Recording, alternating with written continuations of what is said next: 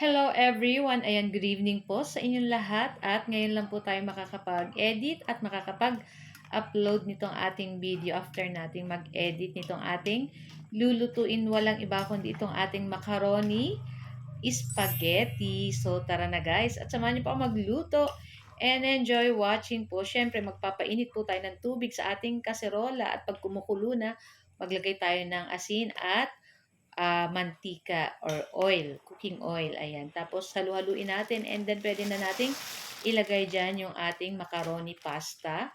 And lulutuin lang po natin. Ayan, palalambutin lang natin. Ayan, syempre, hintayin lang natin and lagi nating i-check. At pag ganito na guys, ayan, so medyo naibsan or nabawasan yung ating tubig nitong ating pasta at luto na rin. So set aside po natin. Ayan, and sa ating kawali, ayan, maglagay tayo ng cooking oil at maggisa na po tayo nitong ating bawang at nitong ating sibuyas at hintayin lang natin lumabas yung aromatic nitong ating ginigisang bawang at sibuyas.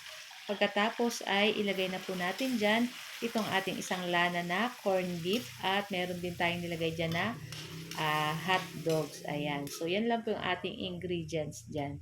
So, nilagyan ko ng konting tubig yung ating lata ng corned beef kasi meron pa mga natira. Sayang naman. So, maglagay na po tayo dyan ng 1 pork cube at pamintang durog. Ayan. Tapos, halu-haluin lang po natin itong ating mga sangkap dito sa ating ginigisa. And pagkatapos, pwede na po nating ilagay dyan yung ating spaghetti sauce. So, yung ginamit nating isang spaghetti sauce ay Italian, yung medyo maasim-asim, at yung isa naman ay Filipino sweet style. So, manamis-namis. So, ayan yung ating Italian. Tapos, ito yung ating Filipino. Siyempre, pag sinabing Filipino, matamis-tamis po iyan. Ayan. Tapos, mix-mix lang po natin iyan. Ayan. Dapat halu-haluin lang po natin lagi para hindi po matutong sa ilalim. And syempre, lutuin lang natin sa tamang lakas ng apoy. And syempre, maglagay po tayo ng asukal. Ayan, pasensya na po sa ingay sa labas. And naglagay rin po tayo ng isang maliit na evaporated milk, saka all-purpose cream. Ayan. Tapos, i-mix-mix lang po natin iyan. Kung may cheese po kayo, lagyan nyo po. Ayan. So, naubusan ako. Pero okay lang yan dyan, guys. Kasi meron na tayong all-purpose cream. Kaya, creamy at masarap pa din itong ating macaroni spaghetti. So, naglagay lang ako ng oregano na dahon. Ayan. Pampabango po yan. And syempre, ayan, nakita nyo, oregano leaves.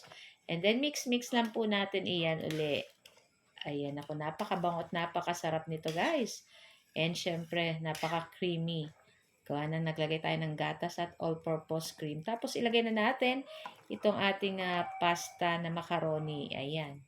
Tapos, syempre, imimix po natin lahat dyan. So, yeah, make sure natin na mahalo natin hanggang ilalim para yung sauce ay kumapit dito sa ating pasta. Ayan, medyo marami-raming ating naluto, guys. Ayan, kita nyo, umusok-usok po. Sobrang sarap nito, guys. At ayan, so halu-haluin lang po natin and ayan, pwede na rin natin patayin yung apoy at okay na rin to, guys. At pwede na rin natin itong i-transfer sa ating plato at syempre, excited na rin po kami kumain itong ating napakasarap na macaroni spaghetti. So guys, thank you for watching. Bye! Ciao!